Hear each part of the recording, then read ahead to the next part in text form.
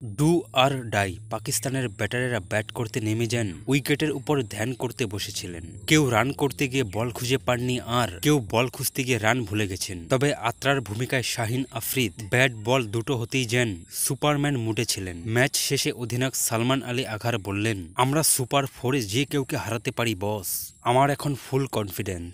এই কনফিডেন্সে বন্ধু আপনিও ভিডিওটিতে একটি লাইক আর চ্যানেলটিকে সাবস্ক্রাইব করে রাখুন। যাই হোক, অবশ্য কনফিডেন্স দেখিয়েই তো খেলতে নামতে হয়। খেলার মাঝখানে ব্যাটিং না করলেও তো আর চলে না। অধিনায়ক সালমান আরো যোগ করলেন, মাঝের ওভারগুলোতে একটু কম চা খেলে হয়তো রান তোলা সম্ভব 170-180 পর্যন্ত।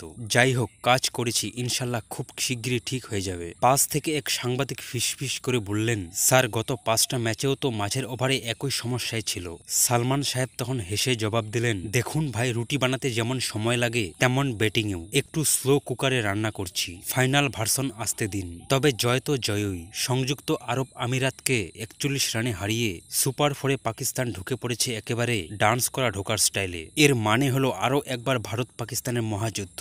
21শে সেপ্টেম্বর রোববার আবার দেখা যাবে উপমহাদেশের দুই চির প্রতিদ্বন্দ্বীর মহা ধুমধুমার ম্যাচ।